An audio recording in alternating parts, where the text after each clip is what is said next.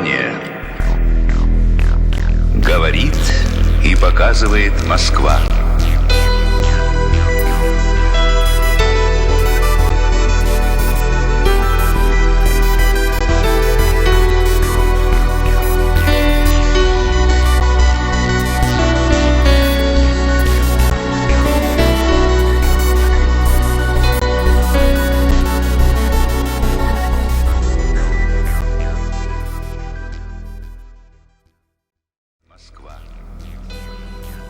Programme Vremia Gavrit. Aujourd'hui, nous recueillons Monsieur l'abbé Jacquemin, un abbé flamand, on peut dire comme ça, un abbé qui est connu par certains, dans le bon sens, et peut-être aussi connu dans l'autre sens. Mais je pense que Monsieur l'abbé va nous expliquer lui-même pourquoi il est, on peut quand même dire pourquoi il n'a pas beaucoup de sympathie pour le Vatican d'aujourd'hui, pourquoi il est devenu abbé et quels sont les motifs pour son combat d'aujourd'hui. Monsieur l'abbé, bonjour. Bonjour, Chris Robin. Merci pour l'invitation. Alors, le thème d'aujourd'hui, c'est ce que vous avez dit, et c'était fondamentalement, ou comme grand titre, c'était la crise du Vatican. Est-ce qu'elle influe sur la crise en Europe? Oui, oui. Et bien sûr, alors, il faut parler en même donc du Vatican et de l'Europe.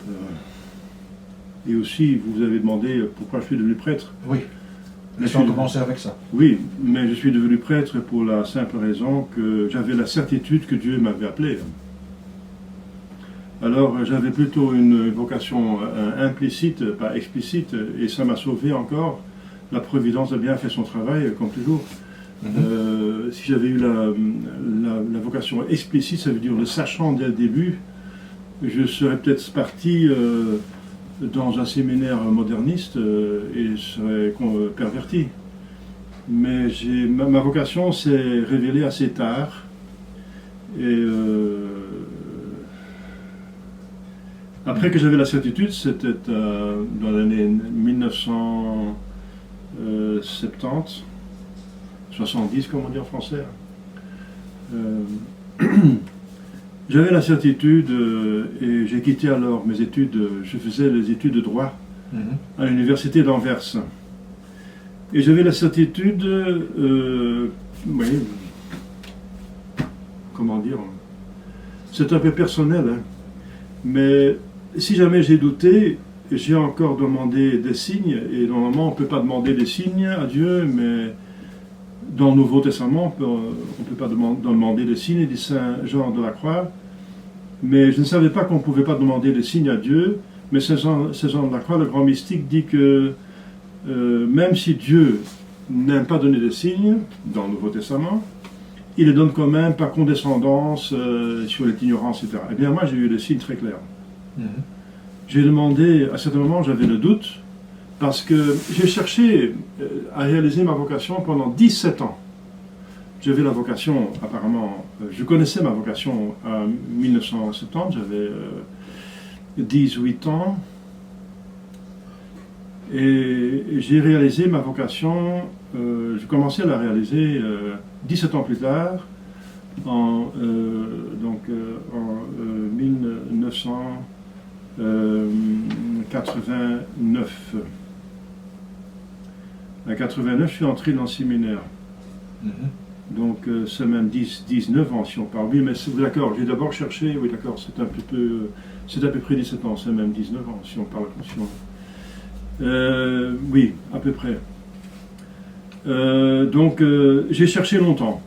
Et pourquoi j'ai cherché si longtemps? Enfin, c'est un peu flou, c'était pas directement clair. J'ai commencé les études de droit, et pendant les études de droit, j'avais cette certitude que j'avais la vocation. Et pourquoi ça a duré si longtemps de la réaliser? Parce que dans les années 1989, je me présente à Flavigny, sur Ozérin, le séminaire de la Fraternité Saint-Pédis, Monsieur Lefebvre, qui à l'époque était le seul, autant que je sache et que je savais, qui donnait une formation convenable. Alors j'ai cherché 17 ans à peu près. Pourquoi? Eh bien parce que, effectivement, maintenant je le sais, parce que la crise est tellement profonde dans l'Église que c'est pas évident de l'avoir et de réaliser une formation convenable. Pendant que les évêques, même le pape, les prêtres, pratiquement tout le clergé est en déviation hérétique même. Et par l'hérésie, on perd l'appartenance à l'Église. Et cette crise était cachée. Le problème, c'était qu'elle n'était pas apparent. Donc je me propose à l'Église, je vais voir le séminaire d'Anvers, je suis anversois, j'habitais à Anvers, j'ai étudié à Anvers, l'université, et je suis présenté au séminaire d'Anvers, le coin de Groenenborgelaan et Beukelaan, le TPC, le Centre théologique pastoral, ça s'appelait à l'époque. C'était déjà après le concile. Et j'étais confronté avec, je ne me rendais pas compte, avec des gens qui n'avaient plus leur foi tout simplement, qui étaient même des pervers. Des pervers. Parce que le recteur me posait des questions sur qu'est-ce qui me motivait. Tu aimes Jésus? Oui, j'aime Jésus, bien sûr, etc. Mais demander si j'ai le niveau, bien j'ai étudié le droit, donc j'avais le niveau pour aborder des études intellectuelles, parce que la formation de prêtre demande quand même un certain niveau. Il faut apprendre la philosophie, la théologie. Et alors après, il me demandait si j'avais des amis. Je dis oui. Tu te sens bien avec des amis? Oui, je me sens bien. Et après, il se sent bien avec mes amis. Et tu te sens... Alors, il insistait sur le sentir avec des amis. Et je ne me rendais pas compte à l'époque, je me suis rendu compte 20-30 ans après, qu'il insinuait certainement, malheureusement, s'il était homosexuel. Je ne sentais rien. Il insistait tellement de manière malsaine. Je ne comprenais pas pourquoi elle insistait sur le fait que je devais sentir quelque chose pour mes amis. Mal, bien sûr. Et alors, je dis oui, mais je sens bien, et voilà, je sens bien, c'est tout. Alors il m'a dit, continue à étudier et reviens éventuellement plus tard. Je ne comprenais pas du tout pourquoi j'étais refusé. Après coup, j'ai compris que il a insinué sur l'homosexualité, et alors je n'étais pas homosexuel, et que c'était voilà, une raison pourquoi je n'étais pas accepté. Peut-être aussi parce que j'avais la foi trop simple, trop catholique. Mais j'ai eu un cas pareil en Lituanie quand j'ai fait le rapprochement quand j'étais en Lituanie comme missionnaire. Et j'ai fondé un prieuré en Lituanie. C'était le premier prieuré fondé dans le domaine, dans la région donc, du Dragon Rouge, l'ancienne Union soviétique. Eh bien, quand j'étais là, j'ai donc fondé un prieuré, j'ai fait un apostolat, j'étais connu à peu près, petit à petit, au fur et à mesure, je veux dire. Et à un certain moment, il y a 2 séminaristes de Kaunas, c'est une ville, la ville capitale culturelle, la ville administrative est Vilnius, mais se trouve plutôt à la frontière orientale. Mais Kaunas est au centre géographique, et Kaunas c'est le centre culturel et intellectuel de la Lituanie. Et je me suis installé là, tout près des universités, etc. Et il y avait des séminaristes qui venaient chez moi, 2 séminaristes de Kaunas, de la ville, de l'évêque. Hein, je peux dire son nom, mais enfin, j'évite de dire des noms, si ce n'est pas nécessaire. Qui me disait, Monsieur l'abbé, est-ce que votre congrégation, j'appartenais à la fraternité Saint-Pédis à l'époque, organise des séminaires? Je dis oui, bien sûr, dans le monde entier. Pour les francophones, c'est en France, pour les Allemands, c'est en Allemagne, pour les allemandophones, pour les hispanophones, c'est en Amérique du Sud, en Argentine, pour les anglophones, c'est en United States, les États-Unis, etc. Il y avait encore un pré-séminaire en Asie, aux Philippines, etc. Donc on a partout des séminaires. Alors c'est bien parce qu'on voudrait venir chez vous, parce que on en a assez. Je dis pourquoi bien? Eh bien, il y a un séminariste et qui met en vente sur Internet sa torse nue, n'est-ce pas? Et il a un ami prêtre, il lui donne un ordinateur, une voiture. Nous n'avons pas d'ordinateur et pas de voiture. Il est ami, donc c'est un homosexuel. Et alors on s'est plaint quand même parce que l'homosexualité n'est pas permis dans l'Église, surtout pas dans le clergé, n'est-ce pas? C'est quand même, il y a une interdiction dans la Bible. Ce qui se passe dans le monde, c'est la responsabilité du monde. Mais dans les églises, il y a des règles, n'est-ce pas? Quand on joue au football, on ne joue pas avec la main, n'est-ce pas? Il y a des règles, il faut se tenir aux règles de l'institut où on entre.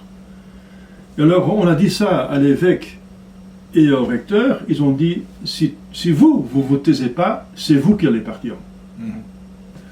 Donc alors j'ai fait le rapport à ce moment-là avec le séminaire que j'ai connu quand j'étais jeune, quand j'avais 20 ans.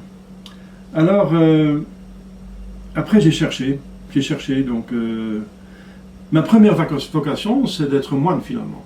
C'est Dieu, tout simplement. C'est Dieu, d'aller au ciel, Dieu, donc moine. Mais puisque j'avais certaines capacités, les prêtres qui m'ont guidé ont dit il faut devenir prêtre parce que les capacités, en tout cas si vous venez moine, ils vont vous obliger par obéissance de devenir prêtre. D'accord? Bon, alors, moi je veux bien, donc j'ai jamais pu réaliser ma vie monastique parce que c'est encore plus dur de trouver des monastères qui sont en ordre que de trouver un séminaire qui est en ordre. En tout cas, c'est comme ça que j'ai trouvé à un certain moment, en demandant des signes. Eh bien, j'ai demandé 2 signes. Je ne pouvais pas demander des signes, mais je les ai reçus directement. Parce qu'après 17 ans, j'avais le doute quand même. Je dis, mais peut-être que je me fais des idées, je suis orgueilleux, je n'ai pas la vocation. Alors, j'avais déjà 37 ans. Donc, c'est quand même, ça vaut la peine quand même Mon père avait toujours dit, si à 35 ans tu n'es pas casé dans la société, c'est très difficile de se caser dans la société. Il faut être casé. Alors je dis, bon, j'ai déjà 37 ans, je ne trouve pas de vocation, alors je vais travailler, voilà, je vais me marier, et puis c'est tout. Et certainement, j'ai demandé 2 signes, pour être sûr et certain, parce que j'avais le doute, et je les ai reçus directement. Directement. Immédiatement. Dans les quelques jours après. Et quels sont les signes? Bien, les signes, c'est ne sont pas secrets. J'ai demandé un signe, c'est que je lise dans un livre que j'ai sous la vocation, et que quelqu'un me le dise. Ah ouais. Eh bien, je vais chez ma grand-mère, qui avait une bibliothèque énorme, parce que mon grand-père était un collectionneur de littérature, et on va en visite le dimanche, et j'ouvre une armoire et je prends un livre quelconque. C'était le livre La vie de Saint François d'Assise, écrit par Johannes Jürgensen. Et j'ouvre le livre et je tombe sur la page où il se convertit, où il se donne, où il se dépouille même de ses habits, et où il se donne à sa vocation et il quitte son père. Ce passage, c'est une vocation très très forte parce qu'il a même dépouillé tous ses habits, que l'évêque l'a couvert avec son manteau, parce que son père était contre sa vocation. Il a dit, ah bien, je vais tout donner ce qui t'appartient, et je choisis pour Dieu. C'était très fort. J'ai dit, bon, voilà, c'est quand même curieux, voilà, donc voilà. J'avais un signe, mais je n'avais pas le deuxième. Mais on va à la messe le dimanche, et c'était chez le Père Carme, justement, derrière le coin, enfin derrière quelques coins, enfin pas très loin. Et après la messe, on se trouve sur le parvis, juste devant l'église, tout le monde sort, et il y a une dame qu'on ne connaît pas, j'étais avec ma mère et ma soeur, et une dame qui s'amène, parce que ma soeur aînée est déjà mariée, elle est partie, on était à 3 personnes, et cette dame se présente à ma mère et dit, je suis prophétesse, et j'ai à dire quelque chose à vous. Elle a parlé à ma mère, je n'ai pas écouté, je n'ai pas... Alors elle se tourne vers moi et dit, et toi, tu devrais mieux prêtre. Et après, cette dame est partie, et je ne l'ai plus jamais revue. Ça, c'est fort quand même. Ça c'est fort quand même.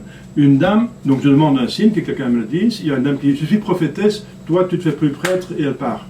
Elle parlait de prêtre, elle ne parlait pas de moine. Et maintenant j'ai compris pourquoi, parce que la vie mondiale n'était pas réalisable à ce moment.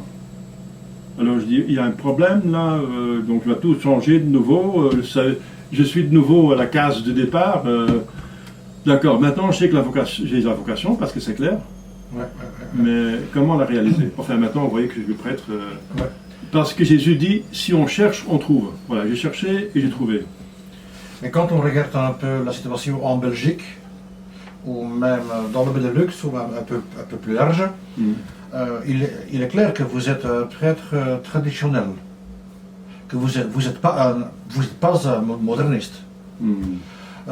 Je suis clair, c'est clair que je suis clair. Pourquoi est-ce que vous avez choisi la tradition et pas comme tout le monde le modernisme? Ah oui, c'est une bonne question. Qui est sûrement un chemin plus facile. Ça, c'est une bonne question. Je me suis posé la question également. Eh bien, c'est parce que j'ai reçu la foi. La vraie foi, et qu'elle a poussé une racine tellement profonde qu'elle est restée jusqu'à mes 20 ans, enfin, toute ma vie finalement. Et cette foi a été donnée, bien sûr dans ma famille, mais par les missionnaires du Congo belge. Mon père était quelqu'un qui faisait la carrière, il était un simple employé, il est monté jusqu'à directeur financier, administratif, etc. Donc pour faire carrière, c'était facile d'aller au Congo, alors on montait en grade et on revenait, donc c'est facile. Et en même temps, il était jeune et ma mère aussi, ils aimaient les aventures. Donc voilà, on est allé avec toute la famille au Congo 2 fois. Mais au Congo, ce sont des missionnaires, des gens qui donnent leur vie pour les âmes et pour Dieu. Et dans la brousse, c'est très difficile pour recycler les gens, selon Vatican II, n'est-ce pas? Le recyclage était fait pour les curés ici, partout dans l'Europe. Mais là, dans la brousse, c'est très difficile pour recycler, n'est-ce pas? Et ce sont des gens qui ont la foi. Vraiment la foi catholique. Eh bien, j'ai reçu la foi. Je me souviens de ma première communion, comme c'était hier, vraiment. À la première communion, dans la cathédrale Sainte-Anne, à Léopoldville, ça doit être 1958, mois de mai, je pense, mois de mai à Pâques. Je pense que c'était le mois de mai, quelque chose comme ça. Enfin, 1958, c'était encore avant le concile. Même avant le concile, donc c'était encore avant le concile. Mais déjà ici dans l'Europe, avant le concile, il y avait déjà des choses qui circulaient, parce que c'est pas possible que l'Église s'enfonde en quelques années. C'est déjà préparé en avance. Donc, mais dans les missions, il y avait des gens, des personnes, des prêtres, des missionnaires qui étaient purs, n'est-ce pas? Qui allaient qui donnaient leur vie pour Jésus. On risque d'avoir une piqûre d'une CC, une moustique CC, le danger de la brousse, du climat, etc., même des personnes, là, il y avait des tribus sauvages, eh bien, ils risquent finalement leur vie. Alors, j'ai eu la foi surnaturelle. Jésus était Dieu, Jésus faisait des miracles, Jésus c'est Dieu fait homme, voilà, c'était clair. Et à la première communion, j'étais impressionné par la première communion. C'est une grâce que j'ai reçue, que j'avais besoin de cette grâce apparemment toute ma vie, parce que le bon Dieu sait ce qui va arriver. Il m'a donné là une grâce d'accepter la foi. La première communion, j'ai eu une grâce. Et ma mère me disait, quand on revenait à la maison, Eric, tu vas bien parce que tu es si silencieux, alors tu dis rien alors. Mais j'étais toujours en action de grâce, vous vous rendez compte? Un enfant de 6 ans, qui est toujours en action de grâce, quand on revient à la maison. C'est que mon Dieu m'avait touché là. Et maintenant je sais pourquoi, parce que j'avais un parcours à faire. Le bon Dieu donne toujours une rançon qui suffit pour faire le parcours.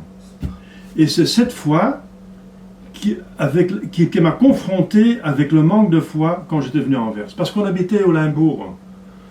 On habitait au Limbourg jusqu'à la mort de mon père, qui est mort par un accident. Et quand j'avais 17 ans, je suis revenu, ma mère est venu habiter à Anvers pour avoir une université parce qu'elle a vu que je pouvais aborder une université, des études universitaires. Et alors, elle a déménagé spécialement pour me donner l'occasion d'étudier et ne pas aller dans un code, comme on dit. Être tout seul dans un code, dans un studio, une chambre, être tout seul comme étudiant. Elle n'aimait pas ça. Et alors, c'est à Anvers que j'étais confronté avec la pourriture du monde moderne. Parce qu'Olimbourg, c'était un paysage, une atmosphère agricole, retardée, mais dans le bon sens cette fois-ci, retardée par rapport à la corruption. J'ai encore reçu ma confirmation là. Mais j'ai été confronté, on habitait par hasard dans la paroisse la plus moderniste d'Anvers et peut-être de toutes les Flandres. C'était justement un professeur de ce séminaire qui était curé, et il a fait une petite œuvre, une petite plaquette. Qu'est-ce que c'est l'Eucharistie? Eh bien, un théologue, un père dominicain qui était conservateur m'a dit cette plaquette devait être appelée « Qu'est-ce que la messe n'est pas ?» Il y avait toutes les hérésies dedans des protestants. Donc j'étais dans une paroisse hérétique, protestante, moderniste.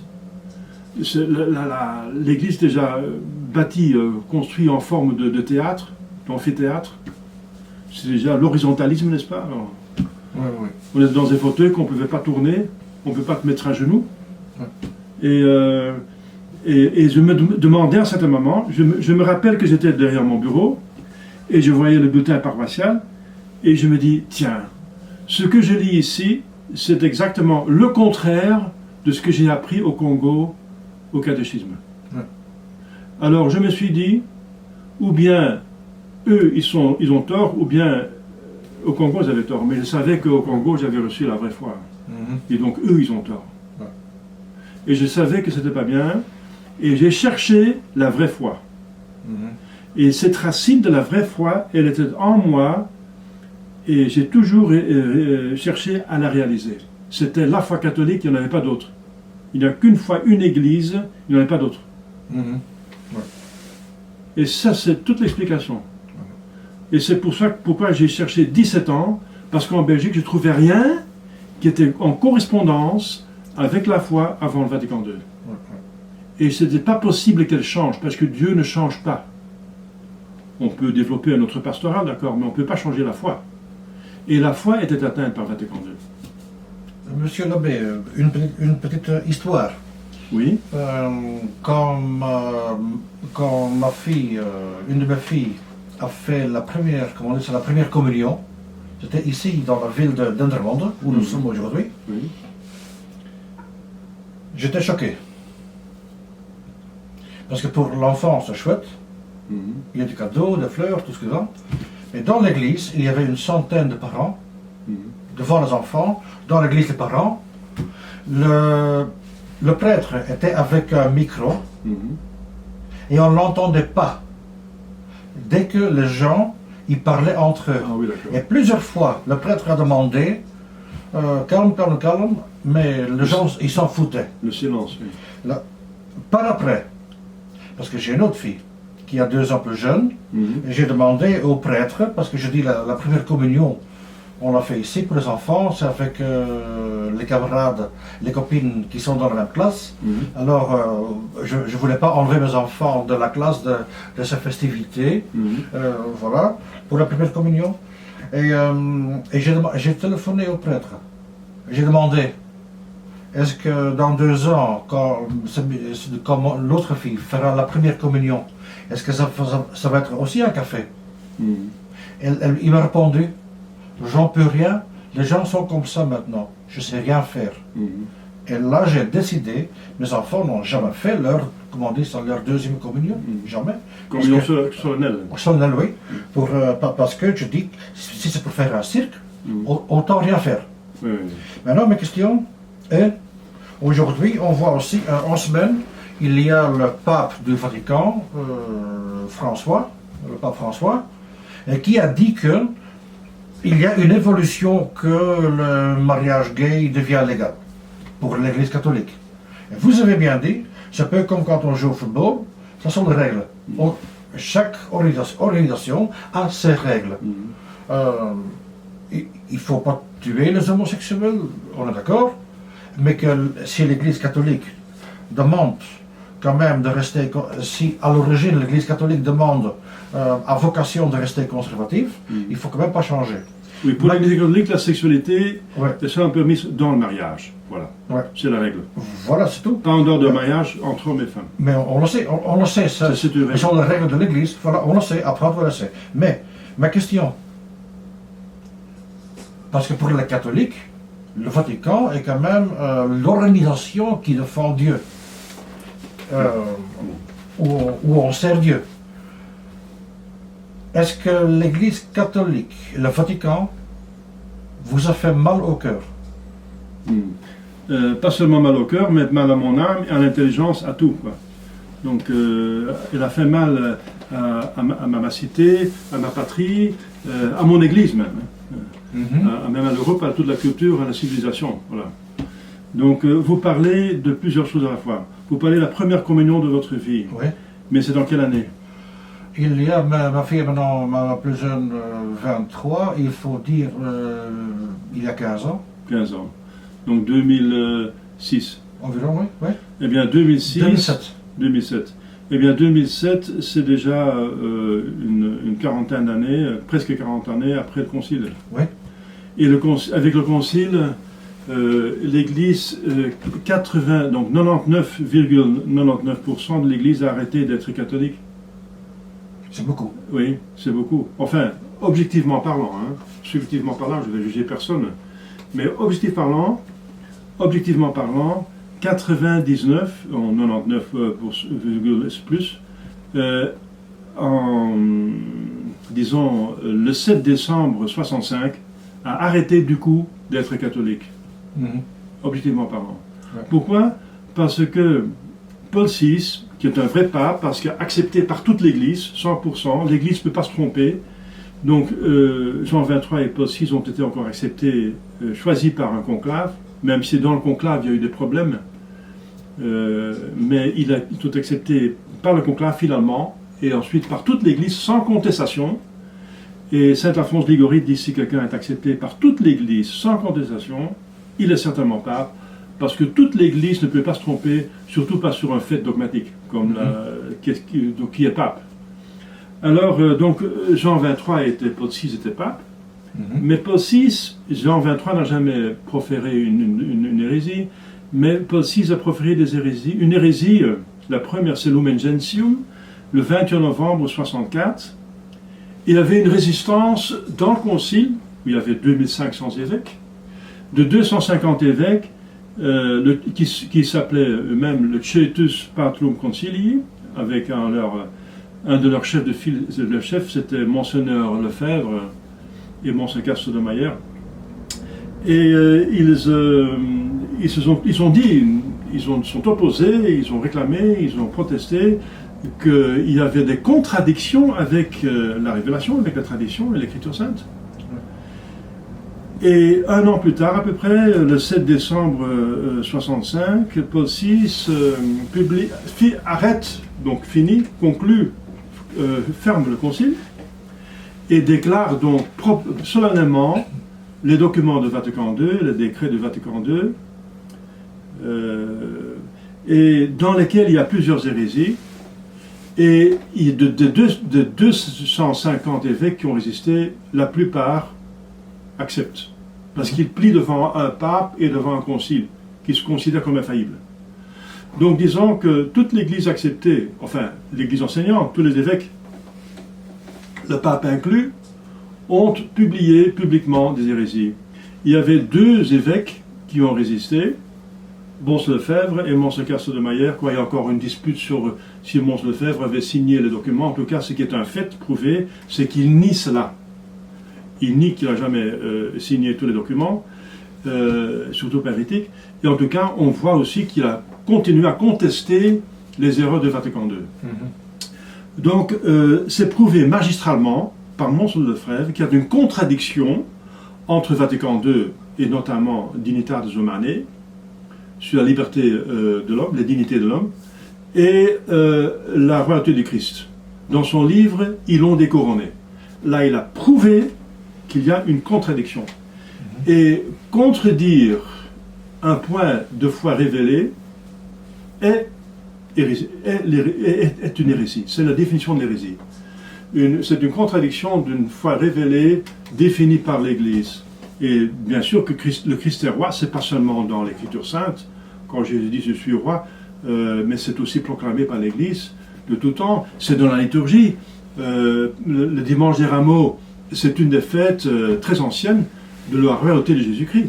Après, il y a eu même la fête du Christ roi, instituée par Pie XI en 1922. Mais avant, c'était toujours cru dans l'Église. Le pape Boniface en a parlé explicitement, etc. Donc, c'est absolument prêché, imposé, enseigné par l'Église comme un fait dogmatique. Et donc, c'est une hérésie pure et simple. Et une hérésie, et quelqu'un devient hérétique quand il dit une hérésie et quand il est opiniâtre. Eh bien, Monseigneur Lefebvre et Monseigneur Castelmayer, c'était les deux évêques qui ont résisté. Et ça, pourquoi encore deux évêques ont résisté? Eh bien, tout simplement parce que Dieu a fait une promesse. Dieu a fait une promesse que l'Église ne peut pas disparaître, que les portes d'enfer ne prévaudront pas. Mais cette promesse, apparemment, et si vous voyez le texte, elle donne une garantie de l'existence de l'Église et de l'essence de l'Église, de son essence. Qu'elle ne peut pas perdre quelque chose d'essentiel, une propriété essentielle, par exemple, une vérité de foi, un point de morale, un sacrement, elle ne peut pas le perdre. Mais il n'y a aucune promesse sur la quantité des membres de l'Église. Au contraire, ça dépend des hommes. Ça dépend parce que quand on compare le 99,9% que l'Église aurait perdu, comme vous avez dit, quand on transfère ça dans une situation économique, mais la compagnie elle est en faillite, double faillite. Humainement, c'est fini. Donc, mais bien sûr, puisqu'il y a une promesse divine, avec ces deux évêques, l'Église a continué. Parce qu'il y avait des centaines de prêtres et des milliers de fidèles.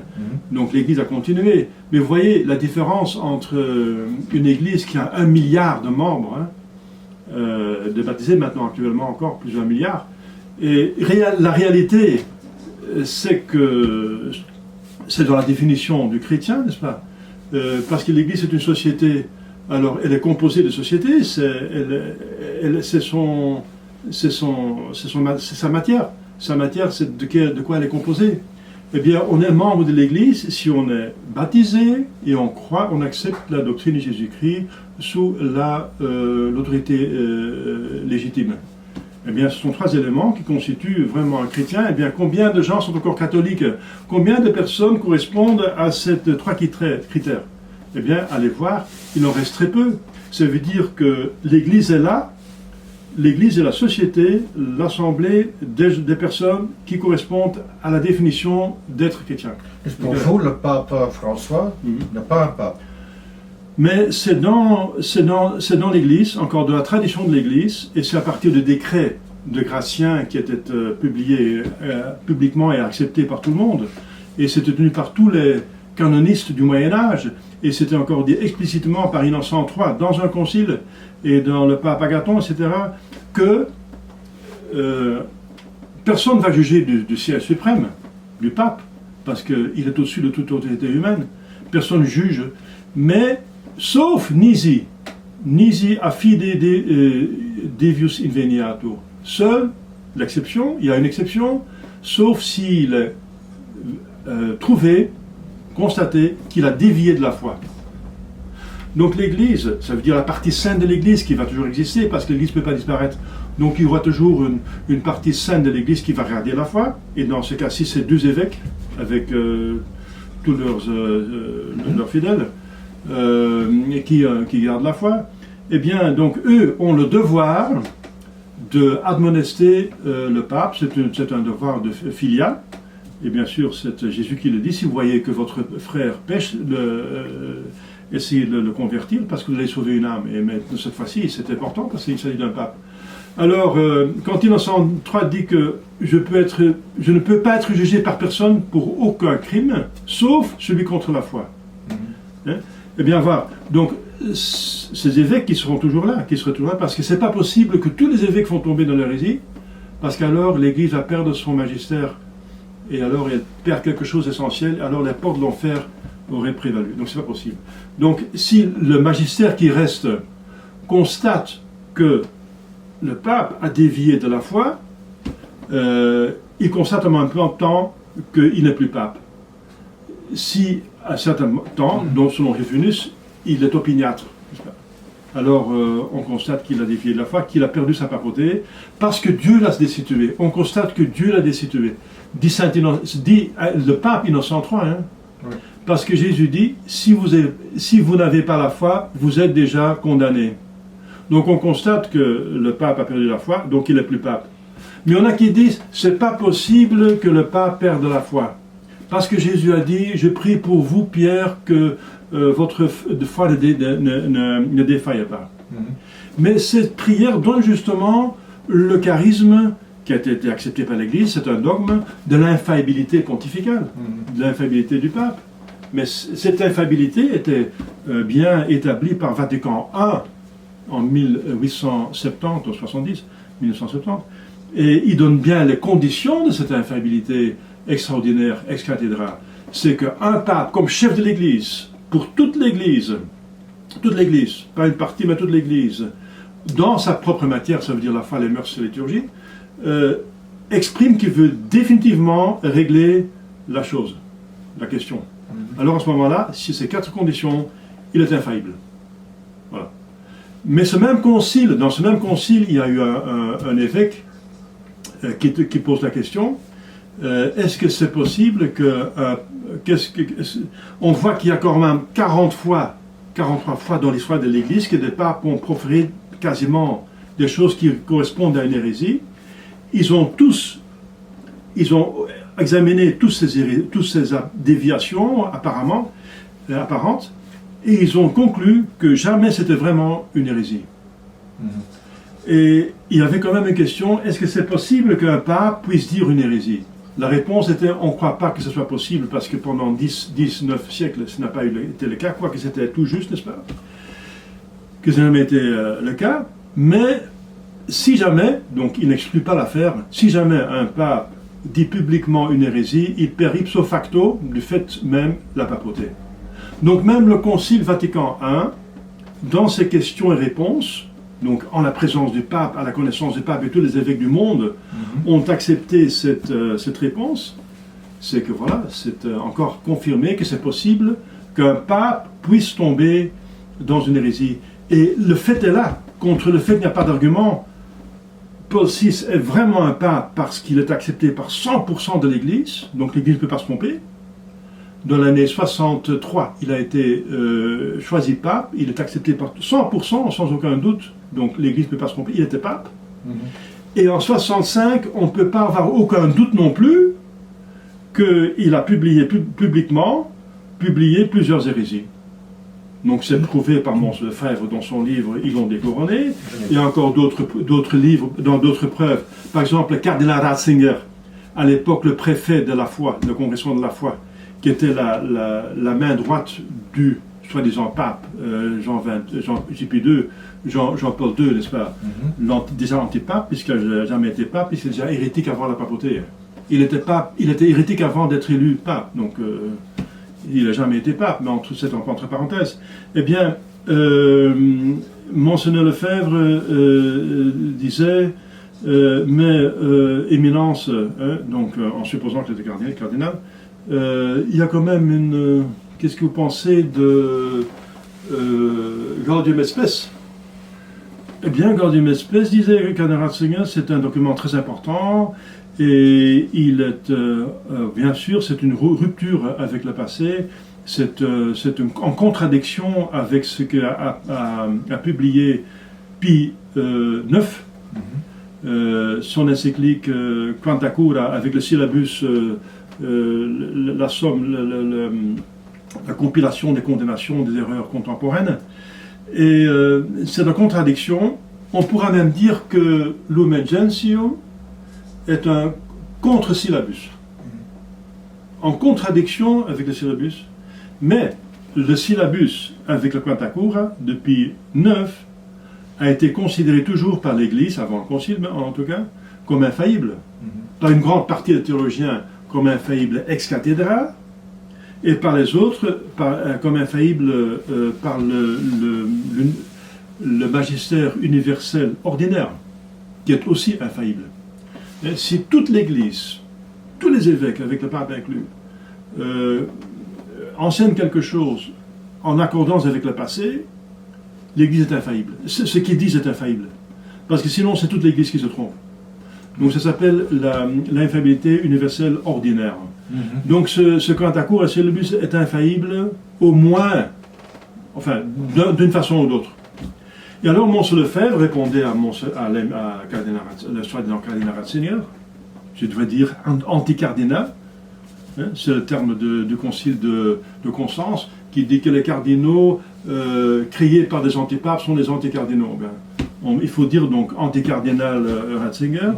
Il répondait, oui, mais vous savez, ce qui est vrai dans le 19e siècle n'est pas forcément vrai dans le 20e siècle. Donc c'est vraiment le modernisme qui n'accepte plus une vérité absolue. Alors Mons Lefebvre a répondu, et maintenant c'est embêtant, c'est inquiétant, parce qu'alors je ne peux plus parler avec vous, parce que ce que vous dites aujourd'hui n'est peut-être plus vrai demain. Mais regarde, aujourd'hui, en semaine, nous avons vu que pour l'Église catholique, la dernière déclaration et proposition du pape François, ils sont hérétiques vis-à-vis les couples et tout ça, les couples homosexuels. C'est hérétique. Pour l'Église catholique, c'est hérétique. Pour la vraie Église catholique, oui, c'est hérétique. Mais pour la vraie Église catholique, François n'est pas un pape. Ok, mais si François n'est pas pape, oui. C'est qui le pape aujourd'hui, les catholiques? Il n'y a pas de pape. Il n'y a pas de pape. Il n'y a pas de pape. Parce que c'est possible que l'Église n'a pas de pape. C'est arrivé plus que 200 fois. Hein. Entre la mort d'un pape et le choix de notre pape, l'Église est sans pape. Oui.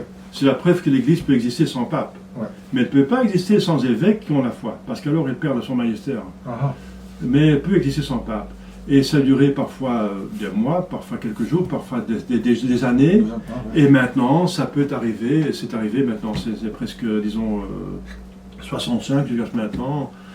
C'est 55 ans, c'est presque 60 ans, mais c'est, enfin, contre factum, contre les faits, c'est pas non est argumentum. Donc on constate qu'il y a, et dans cette liste de Malachie, la liste des papes, eh bien, il y a à un certain moment, Sancta Ecclesia Romana, SER, CDB. Voilà. Point. Et après, autre ligne, Petrus Romanus, il parle de Pierre romain. Donc, ils ont laissé tomber le point et dit, donc, à la fin des temps, in persecutione ultima, donc, dans la persécution ultime, l'Église, donc, le texte c'est, dans la persécution ultime, je traduis du latin, la Sainte Église romaine va être assise. Point. Donc l'Église romaine va être assise dans une persécution ultime. Point. Petrus Romanus, et ensuite vient Petrus Romanus, et qui va guider son troupeau comme il faut. Mais on a laissé tomber le point, et on a dit c'est David Petrus Romanus. C'était faussement traduit à la fin dans les persécutions ultimes, dans les extrêmes, dans l'Église de l'Église sainte romaine va s'asseoir, être assiégé Pierre Romain. Et ça c'est une fausse traduction parce qu'on ne tient pas compte du point et à la ligne. La vraie traduction c'est dans l'extrême persécution se trouvera la Sainte Église catholique. Donc Sancta Ecclesia Romana, c'est un nominatif, c'est pas un génitif. C'est pas dans la persécution de l'Église romaine, mais c'est l'Église romaine qui va s'asseoir, qu'être assise, ça veut dire ça va durer un certain temps. Si on est assis, on est là un certain temps. Elle va être assise C'est ça, zitten en flamand, c'est plus clair. Iemand zit in, ça veut dire quelqu'un est dans la situation. Donc en flamand, il y a cette expression, c'est plus facile pour comprendre. Donc ça veut dire l'Église va être dans, hein, c'est début veut aussi dire être dans une persécution extrême. Et on est dans une persécution extrême. Point. Et il n'y a pas question d'un pape. Et après il y a un pape qui va venir, donc Peter Somanus, il va régner à la fin des temps, etc. etc. Eh bien, c'est exact. Donc c'est même dans la bonne traduction, interprétation et traduction, littérale comme c'est, des prophéties de Malachie, qui a un certain temps, qui va durer plus longtemps que normal, qu'il n'y aura pas de pape. Et l'Église existe toujours s'il n'y a pas de pape. Mais avec difficulté, mais elle existe. Je comprends que pour les catholiques, le Concile Vatican II est un désastre. Ça a détruit tout. On constate que le Vatican II s'est terminé en 65. Oui. Et il y a une révolution en Europe qui a commencé, on appelle ça mai 68. Oui. Et là, on est d'accord que la révolution de mai 68 a comme vocation de détruire tout ce qui est traditionnel et de construire un nouveau monde qui se limite à la bestialité, à l'égoïsme, voilà, de faire plaisir à ses besoins primitifs. Voilà, on est d'accord là-dessus, je pense. Nous sommes d'accord là-dessus. Est-ce qu'il y a une connexion, un lien entre la chute du Vatican en 65 et le début de la décadence en mai 68? Il y a un lien? Oui, bien sûr. Est-ce qu'on peut dire que si le Vatican n'avait pas fait le concile, n'avait pas chuté en 65, que l'Europe aurait été mieux aujourd'hui? Absolument. Oui. Sans aucun doute. C'est clair et simple. Parce que si les évêques seraient restés catholiques et avaient fait leur devoir, et les papes aussi, comme ils ont fait pendant 20 siècles, au 20 siècles à peu près, alors ils auraient interdit tout ce qui est péché et déviation de la doctrine catholique sociale. Donc tout ce que 68 a préconisé était pour une grande partie en désordre, en contradiction avec les 10 commandements de Dieu, n'est-ce pas? Presque tout. Presque tout, voilà. Eh bien, les évêques auraient interdit, n'est-ce pas, qu'il y avait des partis politiques, on choisit pour des partis politiques, qu'on va introduire des lois, des mouvements qui sont pour toute cette idéologie nouvelle de 68. Et alors dans ce cas-là, puisque la grande majorité de la peuplade, de la population française et en Belgique et partout en Europe était catholique, c'était impossible que ça prendrait le dessus. Impossible. Impossible, puisque c'est la majorité qui compte. C'est la majorité qui fait les lois, qui fait l'ordre, qui décide de tout. La majorité décide de tout, et si la majorité est catholique, le pays a des lois et des structures catholiques. Mais c'était justement un plan de la franc-maçonnerie de détruire l'Église catholique, parce qu'ils veulent introduire un autre... Parce que je me demandais d'où vient la chute du Vatican. Qu'est-ce qui s'est passé? Oui, justement, c'est peut-être une affaire intérieure. Celui qui cherche trouve. Et on a prouvé maintenant que pendant l'Église, il y a des ennemis de l'Église, et ça remonte à Genèse. Dieu dit au serpent, après qu'il a séduit Ève, et Ève a séduit Adam, qui sont tombés dans le péché mortel et qu'ils ont perdu le paradis terrestre et céleste, Dieu donne une chance, une nouvelle chance par sa miséricorde. Et il parle au serpent, en la présence d'Adam et Ève, et dit « Je mettrai des inimitiés », donc la guerre, entre toi et la femme. Bien sûr, ce pauvre animal n'y peut rien, mais c'est ce qu'il y a par derrière. Le serpent était bien sûr infesté, possédé par le diable. C'est le diable qui est par derrière, c'est l'ange chuté, déchu. Je mettrai des inimitiés entre toi et la femme. Ça veut dire l'Église et la Sainte Vierge. Ta descendance et sa descendance, ça veut dire tous ceux qui suivent Satan, ça veut dire qu'ils s'adonnent au péché, et qui organisent le péché dans le monde, avec la technique, la possibilité de pécher, n'est-ce pas? Et les enfants de la femme, ça veut dire, la descendance de la femme, ça veut dire Jésus-Christ, physique et mystique. Physique, c'est Jésus-Christ, et mystique, ça veut dire toute l'Église. Toute l'Église. Nous sommes Jésus-Christ, nous sommes le corps mystique de Jésus. Donc les descendants de la femme, c'est l'Église, c'est les catholiques. Les bons et les mauvais, ceux de mauvaise volonté, ceux de bonne volonté. Et elle t'écrasera la tête, ça veut dire on a la victoire finale. Si on écrase la tête de l'ennemi, il est mort, il est fini, c'est fini. Mais toi, tu guetteras son talon. Ça veut dire, il nous persécutera dans les choses matérielles. Le talon, c'est ce qui touche la terre. C'est l'Église qui est sur terre, l'Église militante, c'est nous, n'est-ce pas, qui sont attaqués dans notre bien, dans notre santé, dans notre position, dans nos possessions. Ce sont toutes les persécutions de l'Église qui ont été vues. Eh bien, ces enfants de Satan, ils ont eu un coup, ils ont été en minorité et contrôlés pendant le Moyen-Âge, mais après ils ont fait une contre-attaque par la Renaissance, par l'humanisme, par le protestantisme, par le déisme, l'athéisme, le communisme, et maintenant tout ce qui est contre nature, n'est-ce pas? Donc il y a une accélération d'action contre une réaction, et que Dieu a permis. Parce que Dieu peut interdire, mais Dieu peut laisser faire. Bien sûr, il laisse faire parce qu'il ne peut pas à chaque fois intervenir qu'un péché mortel est fait, sinon il n'y a plus de liberté. Dieu a créé l'homme avec un libre arbitre, donc l'homme va pouvoir exercer sa volonté libre convenablement. Donc, et il doit choisir pour le bien, mais il peut choisir pour le mal. Donc à chaque fois qu'un homme fait le mal, Dieu n'intervient pas parce qu'il lui donne la possibilité d'exprimer ce qu'il veut, et ensuite aussi de se convertir. Il a besoin de temps pour se convertir. Si Dieu intervient tout le temps, il n'y a plus de volonté libre. Donc Dieu laisse passer le mal, mais il laisse seulement passer le mal à condition qu'à l'occasion du mal, il peut encore organiser un plus grand bien. Eh bien, ce que Dieu a laissé passer, c'est que les enfants du diable, donc ceux qui veulent le mal, ceux qui s'en fichent de Dieu et de ses commandements, qui veulent se donner à leur péché, à leur mauvais penchant, leur bon et mauvais penchant, libéralisme, vous faites ce que vous voulez, bien et mal, c'est vous qui décidez, ou c'est 51% qui décident ce qui est bien et mal, donc c'est tout à fait... Les personnes qui veulent le mal, finalement, ils se sont disputés entre eux, c'est comme la mafia, il y a plusieurs familles, il y a une famille qui est plus forte qu'une autre.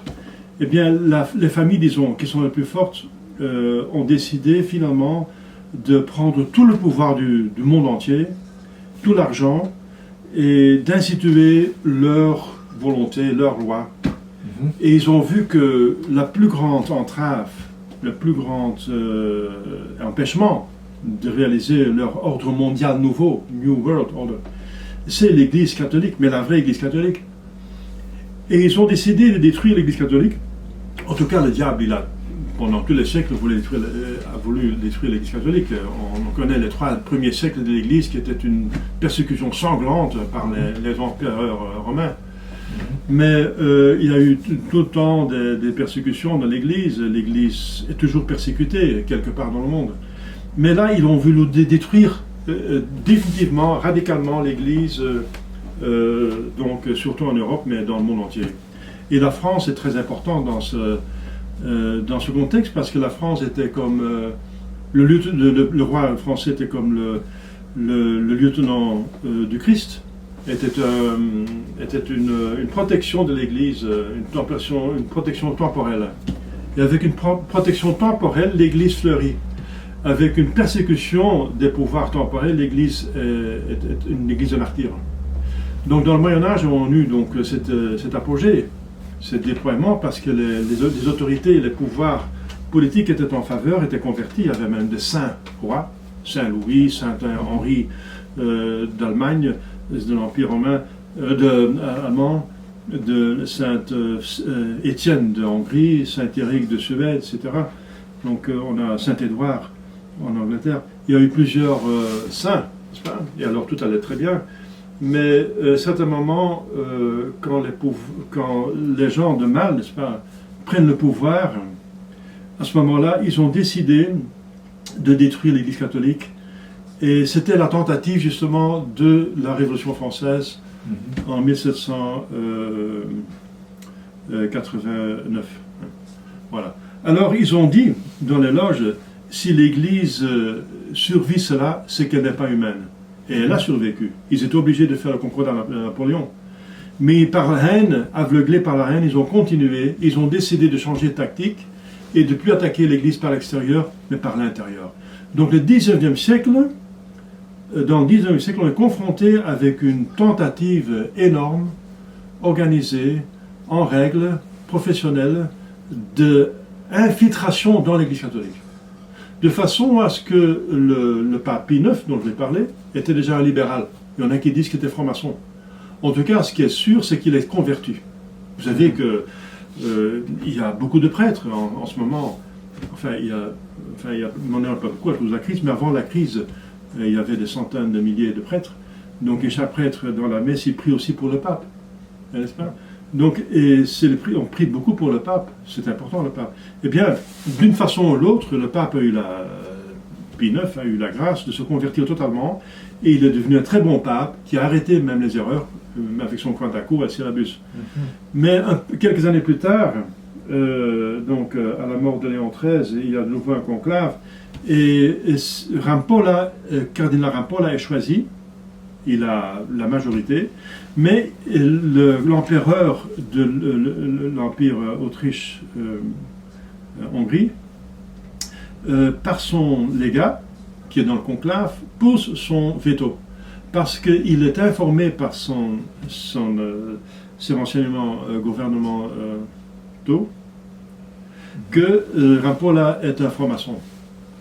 Et alors, à ce moment-là, Pie X, Joseph Sarto, est élu pape, et c'est un saint pape qui a fait beaucoup de bien à l'Église. Et les francs-maçons ont dit, zut, maintenant, notre plan d'infiltration a été notre révolution dans l'Église est rapporté de 60 ans. Et malheureusement, ils ont raison, 60 ans plus tard, avec Vatican II, avec Jean XXIII, ils ont déjà un pape franc-maçon, mais qui est pape parce qu'il est accepté par toute l'Église, mais c'est un franc-maçon apparemment, donc il y a des preuves, mais qu'il n'a jamais, c'est venu à la lumière, à la connaissance, des années après sa mort. Il n'a jamais été su qu'il était franc-maçon pendant sa vie.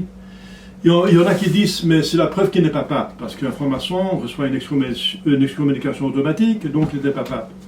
Bon, il était comme un pape parce que Saint Alphonse de Liguori, qui est le plus grand docteur en question morale, il a dit que même si un intrus, et un franc-maçon c'est un intrus par excellence, un intrus est choisi pape et accepté par tout le monde, il est pape, parce que l'Église ne peut pas se tromper. Et c'est exactement ce qui s'est passé avec Jean XXIII, donc XXIII est pape, un franc-maçon mais pape, mais un mauvais pape, qui a commencé le concile et qui a arrêté de persécuter, arrêté de contrôler s'il y avait des hérésies. Donc on peut dire qu'il était semi-hérétique, mais pas hérétique. C'est seule l'hérésie qui fait perdre la papauté. Eh bien, il n'a jamais dit une hérésie. Mais avec Jean XXIII, on avait déjà un franc-maçon, pape, et qui était là juste pour remettre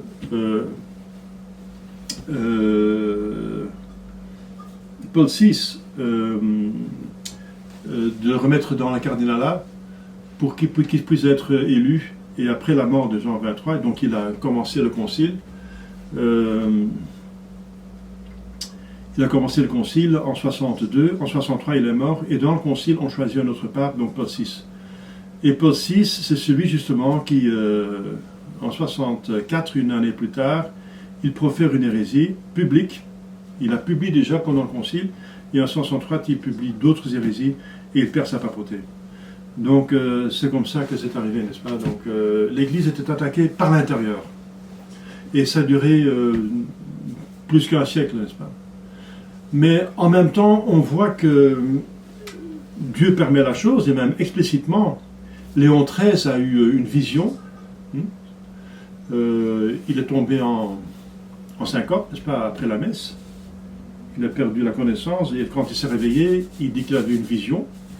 Ils ont demandé qu'il avait vu ce qu'il avait dit. Il a dit oui, je voyais Dieu, le bon Dieu, et il y avait devant son trône, il y a Satan qui se présentait, et qui demandait plus de pouvoir sur les prêtres, sur son église, surtout sur les prêtres, et pendant 100 ans.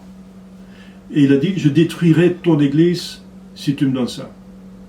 et je donne, je concède. Donc, c'est en 1884. Et 100 ans plus tard, c'est 1984, on est en plein règne de l'antipape Jean-Paul II, qui organise l'esprit d'Assise, et en 2 années plus tard, en 86, il laisse mettre une statue de Bouddha sur le tabernacle, sur l'autel de la basilique de Saint-Pierre, de Saint-Pierre à Assise. Et il y a d'autres, donc tous les représentants de toutes les religions du monde, les fausses religions étaient invités, et les hindous invoquaient toute la litanie de leurs saints, de leur dieu, n'est-ce pas, leur faux dieu, dans l'église à Sainte-Vierge à Assise, etc. Donc, et il y avait des vaudouistes qui imploraient, invoquaient leurs démons, etc. Donc c'est vraiment pas seulement une hérésie, c'est l'apostasie, c'est pire. C'est quoi une hérésie? Une hérésie, c'est un hérétique, c'est quelqu'un, un baptisé, qui profère qui refuse une ou plusieurs vérités révélées, avec opiniâtreté. Mais un apostat, c'est quelqu'un qui rejette toute la religion. Eh bien, une adoration, ou une organisation d'une adoration d'un idole, c'est considéré comme une apostasie. Donc, à peu près 100 ans plus tard, effectivement, le soi-disant pape, pour le monde entier de la presse, invite toutes les religions du monde, n'est-ce pas? Et tous les idoles du monde, virtuellement et même actuellement, se trouvent là et sont adorés publiquement, organisés par un pape, celui qui doit confirmer ses frères dans la foi. Donc c'est 1000 fois pire que le péché d'Aaron, qui dans le désert, pas devant les médias, pour un seul peuple, le peuple, les Israélites, mais pas pour tout le peuple du monde avec les médias, a seulement fait adorer une seule idole, le veau d'or. Et voilà. C'était pire, c'était 1000 fois pire que le péché mortel de Aaron, l'adoration du veau d'or. Et c'était 100 ans plus tard. Donc là, le bon Dieu l'a permis, ça veut dire qu'il n'a pas arrêté, mais si le bon Dieu permet la main, je vous dis, c'est toujours en vous de plus grand bien. Et le plus grand bien, c'est la vertu de ceux qui tiennent. C'est dans chaque crise, il y a une purification. Et c'est dans le 19e siècle et le 20e siècle que la Sainte Vierge devient très active. Donc la réponse de Dieu à cette attaque, c'est la femme. Vous voulez dire Fatima, tout ça? Entre autres, c'est la femme. Parce que je mettrai des inimitiés entre toi et la femme. Donc c'est la femme qui va proposer pour vaincre cette attaque du démon qu'il permet. Et c'est la Sainte Vierge. Donc il faut suivre la Sainte Vierge. Donc à Lourdes, à la Salette, à Pontmain, à la rue du Bac, à Fatima, etc. Donc même à Banneux et Borin ici, n'est-ce pas? À chaque fois, ils demandent de prier. C'est très facile, le rosaire, le chapelet. Quand j'étais petit, j'étais avec mes parents en Espagne. Je me rappelle encore la Sainte Vierge de Covadonga. Oui. C'est très connu. Oui, bien sûr. Voilà, oui. C'est là où elle a repoussé l'islam. Et pour Où elle a repoussé l'islam. Ah oui. L'islam était repoussé par un roi qui avait invoqué la Sainte Vierge avec 300 nobles. Il a repoussé l'invasion islamiste. Parce que bien sûr, pour en finir, parce que on peut parler encore des heures, mais pour en finir, il y a quand même la prédiction de Fatima, que vous connaissez mieux que nous, que moi. Mais à quoi nous pouvons nous attendre en Europe? À quoi s'y attendre? Eh bien, c'est une bonne question parce que... C'est bon ou c'est mauvais? Oui, eh bien c'est très simple. C'est très simple. Si on se convertit, si on garde les commandements de Dieu, n'est-ce pas? Et deuxièmement, on invoque la divinité au nom de Jésus-Christ et la Sainte Vierge, alors on sera aidé par Dieu et sera de nouveau comme un paradis terrestre sur terre. À ces deux conditions, je répète, on se convertit, et une grande partie de la population, si c'est une petite partie de la population, c'est cette petite partie qui va être protégée, mais elle ne va pas changer l'histoire de toute l'Europe. Si l'Europe va avoir de nouveau la prospérité, n'est-ce pas? Eh bien, il faut deux choses, comme ça a été toujours dans l'histoire de l'humanité. On fait deux choses. On se convertit et on respecte les 10 commandements de Dieu, les lois de Dieu et de l'Église. et ensuite on invoque la divinité. Ouais. C'est tout, deux choses. C'est simple. C'est simple, mais si on pose cette question dans un bulletin de loterie, pour faire un pari, Oui. je ne parie pas là-dessus. Non, bien Parce que sûr. je suis assez réaliste aussi. Mais il faut être... C'est vrai. Et C'est pour ça que je on m'y attends pas. est dans les problèmes parce qu'on pêche, n'est-ce pas, à volonté, malheureusement. Merci des gens de bien. La preuve, c'est que Don Luigi Villa, c'est un homme désigné par Padre Pio pour démasquer la franc-maçonnerie à Rome. Eh bien, c'est un homme qui avait l'aval de Padre Pio, n'est-ce pas? Il était dans les secrets de Fatima, de Rome, et il a lu le troisième secret de Fatima. Il a eu la possibilité, parce qu'il était par le biais d'un cardinal, et il a lu donc que le troisième secret, c'était finalement, entre autres, une guerre mondiale. Quand même. Oui, une guerre mondiale, et ça devrait arriver avant la fin du XXe siècle. Et le texte parle d'océans qui vont inonder les continents. Ouais. Mais les océans qui inondent les continents, c'est justement la guerre, ça peut être provoqué par une guerre atomique. Ouais. Parce que après Hiroshima et Nagasaki, les Américains et les Russes, ils ont su, on ne va plus jeter, si jamais on va jeter les bombes, on ne va plus les jeter sur la Terre, parce qu'on détruit la Terre et on a une victoire de pire russe. Oui. Donc ça ne vaut pas la peine, parce que cette terre est inutilisable. Donc qu'est-ce qu'on va faire? On va jeter dans une guerre les bombes atomiques dans l'océan, dans la mer, devant la côte. Ça va causer un tsunami énorme. Ouais. Tout sera inondé, les gens vont tous périr. Et quand l'eau qui contient la radioactivité va être répartie, le terrain est pour nous et on peut l'utiliser. Ouais. Donc effectivement, quand Fatima prévoit la guerre mondiale et elle parle des continents qui vont être inondés par les océans, c'est clair. Mais ça n'a pas eu lieu. Alors on ne peut pas dire que Fatima est faux, parce qu'il y a eu trop de preuves que c'est vrai.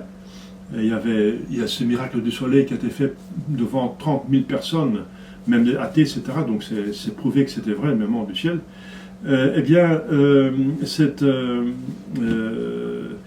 Il faut dire alors que cette prophétie était conditionnelle. Parce que la Sainte Vierge dit toujours, avec le chapelet, vous pouvez tout obtenir, tout bien.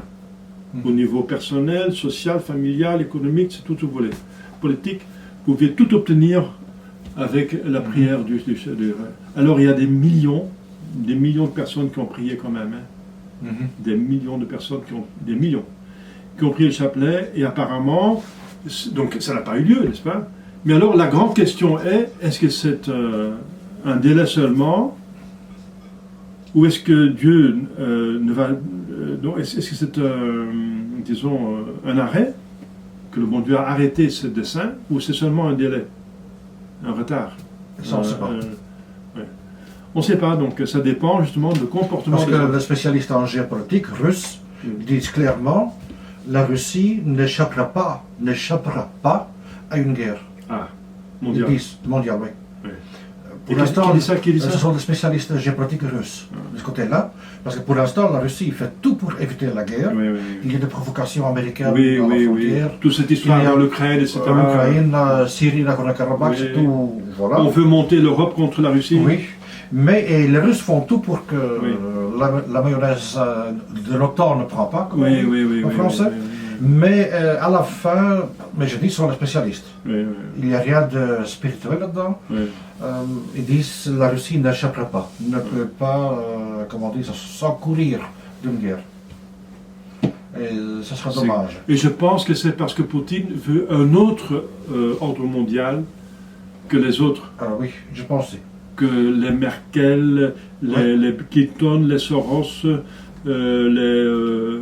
qu'est-ce qu'il y a encore, les Macron, etc. Ouais. Donc il y a plusieurs familles dans le... Et la chose qui est très importante en Russie, je sais que c'est pas votre paroisse comme on dit. Non, mais il y a quand même 200. Mais en Russie, il y a un noyau catholique. Mais en Russie, par exemple, le fait que l'Église orthodoxe domine encore la société, un peu comme chez nous dans les années 50, on peut dire comme ça. Je pense que ça a évité que les attaques libérales qu'on voit clair en Russie. Oui, Il y a des attaques libérales, Oui, il y a oui. des libéraux oui, qui veulent faire de la Russie la même chose que l'Europe. oui, oui. Mais pour l'instant, ça ne marche pas bien, Mhm. parce que l'Église orthodoxe est quand même assez forte. Oui, oui, Et oui. les gens sont croyants, Oui, oui, oui, exactement. Oui. ils sont chrétiens, et Oui, les oui. gens sont chrétiens. Ouais. Voilà, Oui. espérons que ça ne chute pas. Oui. Espérons que Dans le la plan foi de ne Dieu, chute ça pas. correspond, hein, parce que la Russie est plus près du catholicisme que tout le reste. Ah oui, Et justement, il y a une prophétie, une promesse de Fatima sur la Russie. Oui. La Russie se convertira. Eh bien, elle n'est pas très loin. Hein. peut-être, elle est déjà convertie. Elle se convertira. Avec la chute de l'USSR. Oui, oui, oui, c'est encore un compte. Oui. Peut-être elle est déjà Elle convertie. s'est convertie Elle du s'est convertie, communisme, oui. mais pas au catholicisme. Mais peut-être sur Terre, comme on dit, s'il n'y a pas de solidarité, s'il n'y a pas de Vatican, si le Vatican vit en hérésie, Oui. vit en péché, Oui. et la Russie, et Dieu décide que la Russie peut prendre le relais, la Russie peut être le chef comment on dit ça, du nouveau christianisme dans le futur. Oui, mais ça, c'est quelque chose qui est possible. Oui, mais ça, donc il y a toujours le problème d'autres contradictions avec Il y a pas beaucoup. Oui, mais il y en a Parce quelques- qu'il y a des prêtres traditionnels qui m'ont dit Mm. l'orthodoxie est plus près de nous que le modernisme. Oui, oui, bien sûr. Ça, je viens de dire. Voilà. C'est ce que je viens de dire. Et quand je vais à la messe Oui, orthodoxe, je vois la même structure que Oui, la messe oui, oui. catholique, que je connais aussi, Oui. bien sûr. Mais il y a quand même encore, il y a quand même 1000 ans de rupture. Mais c'est une rupture, Euh, c'est presque une rupture politique. Oui, oui, mais encore, il y a cette question du Saint-Esprit. Hein. Ouais. Le Saint-Esprit vient de deux personnes et sont Ouais. les orientaux, la russe. Et il y en a qui disent d'une que seule les personne. orientaux se trouvent plus près de l'origine que les catholiques. Ce sont les catholiques qui ont changé Oui, par oui, après. ça, Mais ça, c'est la discussion. Hein. on peut discuter encore mille heures là-dessus. Oui, oui, oui. La chose qui nous intéresse, Oui. parce qu'ici nous sommes ici au cœur de la Flandre, Oui, Dendermonde, c'est le cœur géographique de la Flandre. géographique. Oui. Géographique, oui. Oui, oui. d'accord. Euh, D'accord. J'espère, Je ne savais pas donc encore. en tout cas, Mhm. que nous n'aurons pas de guerre. Ah. J'espère que l'Europe, que les Européens vont retrouver leur foi. On peut espérer, Mais comment? mais comment? Ça, c'est la bonne question. Il y a Et encore une j'espère autre. Oui. Et j'espère que le déluge, tu sais, avec Noah, c'était avec de l'eau, Mhm. et on a toujours prédit qu'il y aura, comment on dit ça, un grand nettoyage, mais par le feu. Oui, mais donc il y a deux Et ça, choses. c'est une guerre nucléaire. Après le déluge, Dieu a dit clairement, je ne vais plus jamais détruire l'humanité par l'eau. Ah non, non. Il ne va plus le faire avec l'eau. Et une autre chose est qu'à la fin des temps, tout le monde va mourir par le feu, ça c'est sûr. Et après il y a la résurrection et le jugement dernier. Mais la fin des temps n'est pas pour demain, parce que il y a encore des prophéties dans l'Écriture sainte qui ne sont pas réalisées. Par exemple, la prophétie qui est dans l'Épître aux Romains, où Saint Paul, il prédit que la majorité des Juifs vont se convertir. Et aussi longtemps la majorité des Juifs ne seront pas convertis, la fin des temps ne peut pas être là, puisque la prophétie va certainement se réaliser, elle est dans l'Écriture sainte. Ça veut dire que tant que le juif ne se convertit pas, Mhm. nous sommes encore à l'aise. À l'aise. Ah non, on n'est jamais à l'aise Parce que parce là, qu'on a... on ne sera pas brûlé. Attendez, on peut être pris dans l'enfer. Hein. On n'est pas à l'aise dans le péché. Hein. Ouais. Il ne faut jamais se trouver à l'aise parce qu'on a cette fin dernière personnelle. Et on peut mourir à chaque instant, officiellement, Ouais, bien sûr, ouais, ouais. théoriquement. Donc il faut être toujours dans l'état Ouais. où on souhaiterait d'être au moment de la mort, parce qu'on voilà, en état de grâce. Mais il y a beaucoup de prophéties. Donc il y a cette prophétie de la guerre mondiale atomique qui n'a pas eu lieu avant le XXe siècle de Fatima, mais il y a pas mal d'autres prophéties qui parlent de 3 jours de ténèbres. Ouais. Et normalement ça m'embête parce que je n'aime pas de prophéties comme ça, ces prophéties qui ne sont pas vraiment dans la révélation, les révélations privées, mais ces prophéties ont été quand même faites par plusieurs personnages saints, Mhm. des saints. Ouais. alors c'est une autre chose. Les 3 jours de ténèbres, dans lesquels vont mourir tous les mauvais, disons. Ouais. Parce qu'on se demande comment rétablir l'ordre chrétien, n'est-ce pas, dans le monde entier, maintenant que les oligarches, n'est-ce pas, athées et même satanistes, sont au pouvoir et qu'ils ont une telle emprise par leur argent et leur technique qu'on n'arrive plus à échapper. On n'arrive plus à trouver un moyen pour s'en défaire. Ouais. Donc il faudra bien que Dieu intervienne pour que nous soyons libérés de ces personnes, ou bien qu'ils se convertissent. Ouais. Mais ce sera difficile de convertir des gens qui sont tellement incrustés dans le mal. Ouais. Comment convertir les mauvais qui ont le pouvoir dans le monde, ou bien comment s'en défaire? Mais il faut un des deux pour pouvoir rétablir une chrétienté sur terre. Ça c'est sûr. Pour en finir, je peux ajouter une phrase. C'est un prêtre qui m'a dit un jour, il me l'a dit il y a 20 ans, en 95 je pense, 96, il m'a dit c'est trop loin. L'être humain ne sait plus rien faire, maintenant tout est à Dieu. Ah oui, bien sûr. Tout à Dieu. On ne sait plus rien faire. Bien sûr, bien sûr, bien sûr. Monsieur l'abbé, je vous remercie pour l'interview. Avec plaisir. Внимание! Говорит и показывает Москва.